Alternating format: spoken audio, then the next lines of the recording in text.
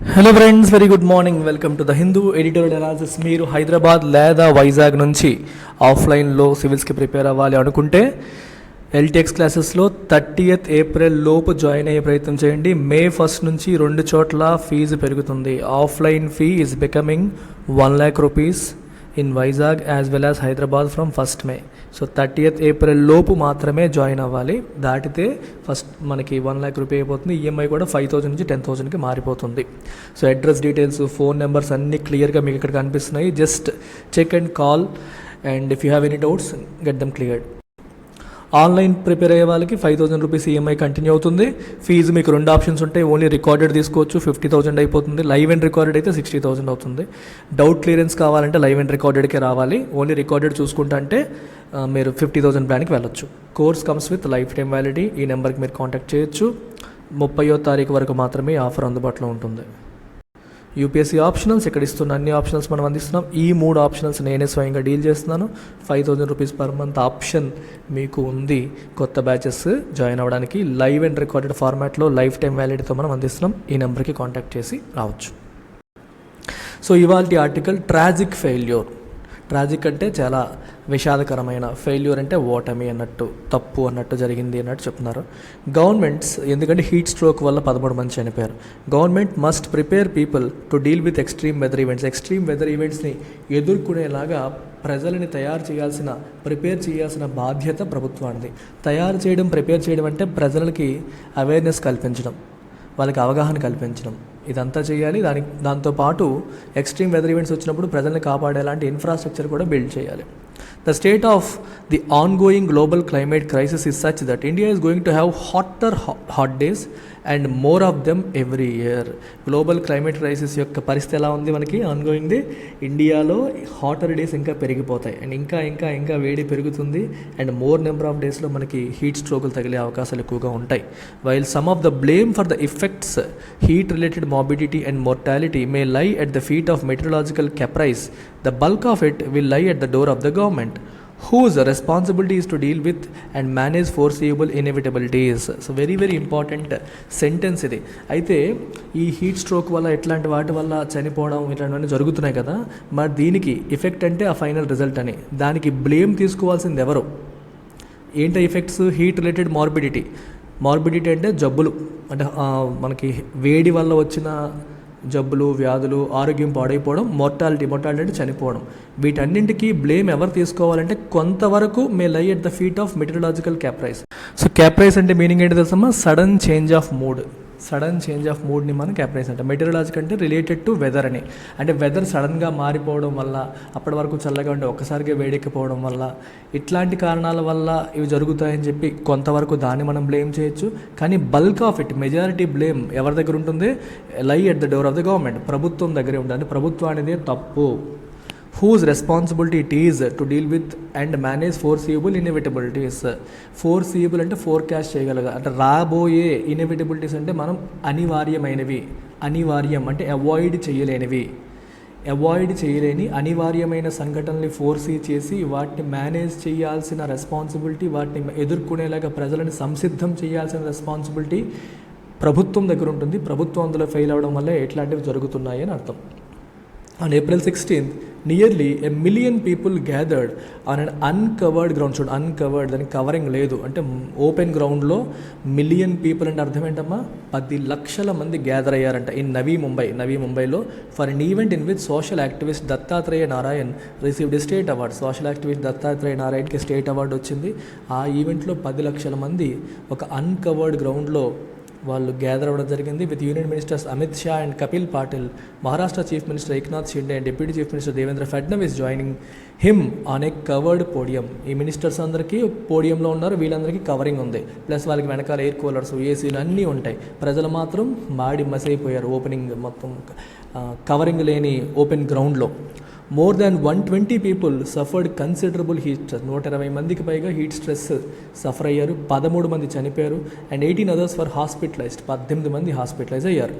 Mister Shinde called deaths very unfortunate. Eknath Shinde ఏమన్నారు?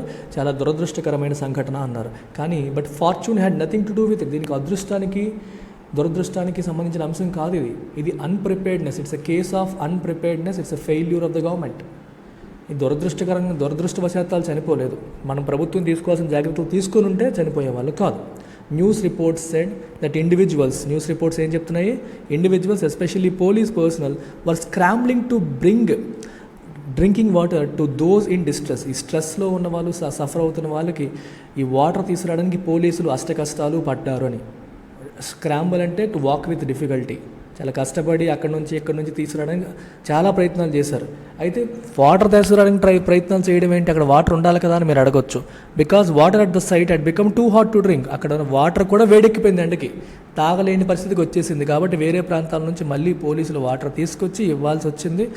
ఈ లోపే చాలామంది చనిపోయారు. And to carry them on motor cycles to avail medical assistance. ఇంకొంతమంది ఈ పడిపోయిన వాళ్ళందరికీ హాస్పిటల్లోకి తీసుకెళ్ళడం కోసం మెడికల్ అసిస్టెన్స్ అందించడానికి వాళ్ళ బైకుల మీద వాటిపైన తీసుకెళ్ళడం కూడా జరుగుతుంది. సో పోలీసులు పరిగెడతా ఉన్నారు. This speaks less to their resourcefulness and more to the absence of a systematic plan. So ఇదంతా చూస్తే మనకి పోలీసులు ఎంత హెల్ప్ చేశారు అని అనుకోవడం కాదు ఇక్కడ.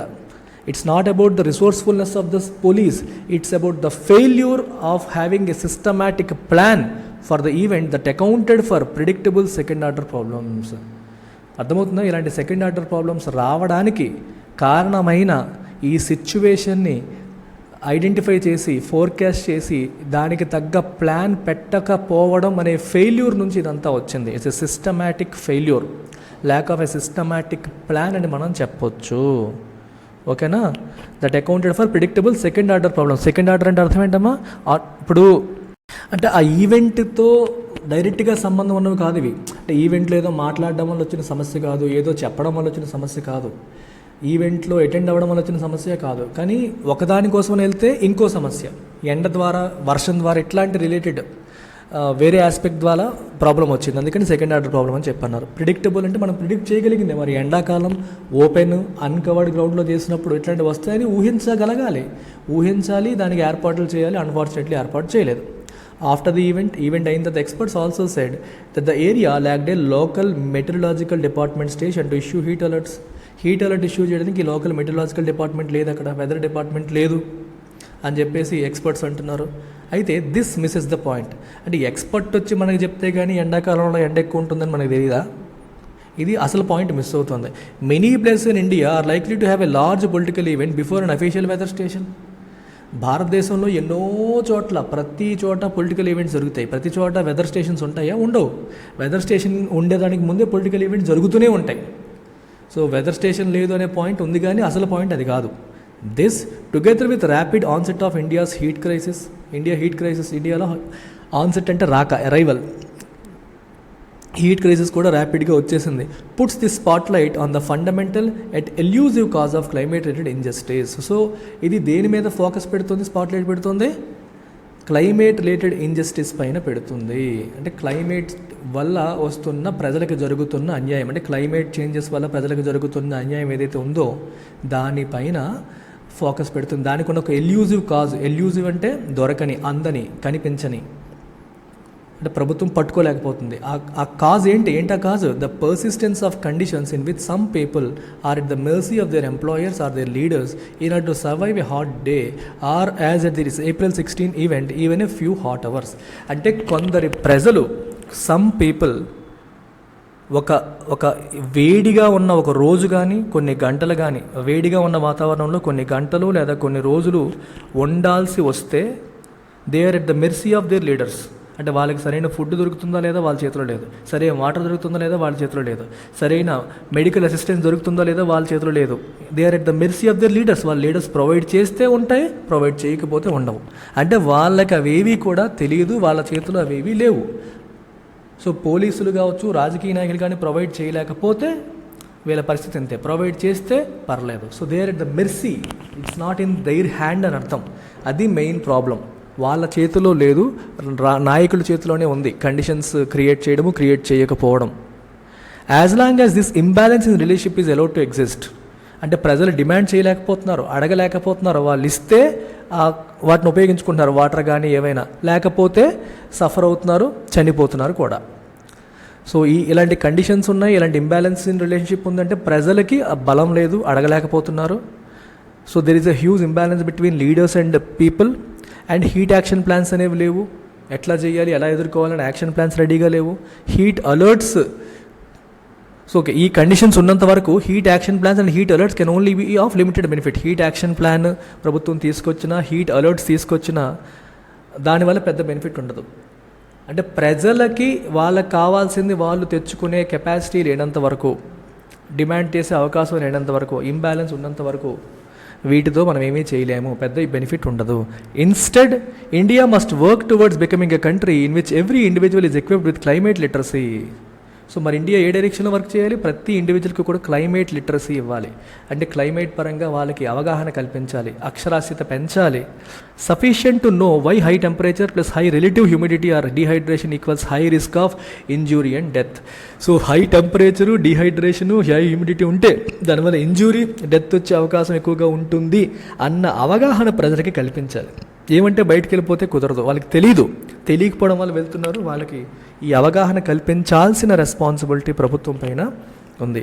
And the ability to access cool and clean drinking water. ఆ టైంలో క్లీన్ డ్రింకింగ్ వాటరు, చల్లగా ఉన్న వాటర్ని డ్రింక్ చేసే అవకాశాన్ని వాళ్ళకి కల్పించాలి. కల్పిస్తుందా ప్రభుత్వం? చేయలేకపోతుంది. వెంటిలేటెడ్ షెల్టర్, వెంటిలేషన్ ఉన్న షెల్టర్ కల్పించాలి. షెల్టర్ ఉండాలి, వెంటిలేషన్ ఉండాలి, అంటే గాలి ఆడాలి, కవరింగ్ ఉండాలి, గాలి ఆడాలి. లాడ్జింగ్ ఉండాలి. ఎఫోర్డబుల్ ఎమర్జెన్సీ మెడికల్ కేర్ ఉండాలి. సడన్గా ఏమైనా హీట్ రిలేటెడ్ ఇష్యూస్ వస్తే ఎమర్జెన్సీ మెడికల్ కేరు ఎఫోర్డబుల్గా అందుబాటులో ఉండాలి. వేరెవర్ అండ్ వెనెవర్, ఎక్కడైనా ఎప్పుడైనా. Notice how these requirements are similar to those required to respond to the కోవిడ్-19 పాండమిక్. కోవిడ్-19 పాండమిక్లో కూడా ఇదే కదా మనం రియలైజ్ అయ్యాం. ఆ టైంకి టెస్టింగ్ ఫెసిలిటీ ఉండాలి, మనకి ఎమర్జెన్సీ ఉండాలి, ఆక్సిజన్ మాస్కులు ఉండాలి, వెంటిలేటర్స్ ఉండాలి అని చెప్పి రియలైజ్ అయ్యామా? అవి లేకపోవడం వల్ల సఫర్ అయ్యామా? అలాగే ఇట్లాంటి సమస్యలు వచ్చినప్పుడు ఈ ఫెసిలిటీసు, ఇన్ఫ్రాస్ట్రక్చరు లేకపోవడం వల్ల ప్రజలు సఫర్ అవుతున్నారు. వాటన్నిటిని కల్పించాల్సిన బాధ్యత ప్రభుత్వం పైనే ఉంది. And in fact most national crisis, చాలా జాతీయ సంక్షోభాల్లో ఇదే జరుగుతుంది.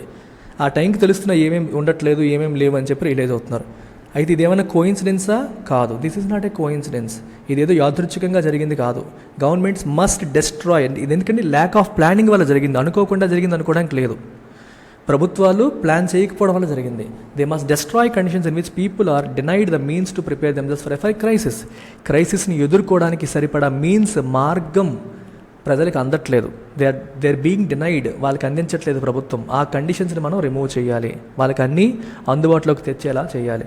But on April 16 a government created dum.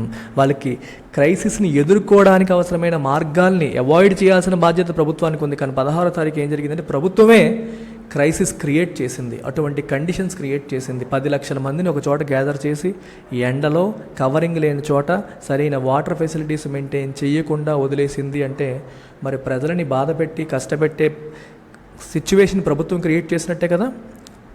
అర్థమవుతుందంటే ప్రభుత్వం అంటే గవర్నమెంట్ అనేది ఎంత ఇంపార్టెంట్ అర్థం చేసుకోండి. కత్తితో పొడి చేస్తేనే కాదు చంపడం, ఇది కూడా చంపడమే. ప్రభుత్వం యొక్క నిర్లక్ష్యం వల్ల జరిగిన చావులు ఇవన్నీ కూడా. ఇట్లాంటివి అవాయిడ్ చేయాలంటే బాధ్యతాయుతంగా ప్రభుత్వం ప్రవర్తించాలి. So that's it. UPSC infinity for working professionals. చాలామంది వర్క్ చేస్తూ, జాబ్ చేస్తూ సివిల్స్కి ప్రిపేర్ అవ్వాలనుకుంటూ ఉంటారు. మీకు ఎల్టీఎక్స్ క్లాస్ నుంచి ఫ్రీ మెంటర్షిప్ ప్రొవైడ్ చేస్తాం. ఎందుకంటే మీరు టైం ఎలా మేనేజ్ చేసుకోవాలి, ఉన్న టైం ఎలా యూటిలైజ్ చేసుకోవాలని చాలా క్వశ్చన్స్ ఉంటాయి. So you will be having a dedicated mentor to resolve all your queries. So 5,000 rupees per month pay చేసి మీరు కూడా జాయిన్ కావచ్చు. 2 ఆప్షన్స్ ఉన్నాయి, recorded and live and recorded. Choose whichever option fits for you. And ఈ number లోపు, ఈ month లోపు 30th లోపు జాయిన్ అవ్వాలి. గుర్తుపెట్టుకోండి. Take care. బాయ్.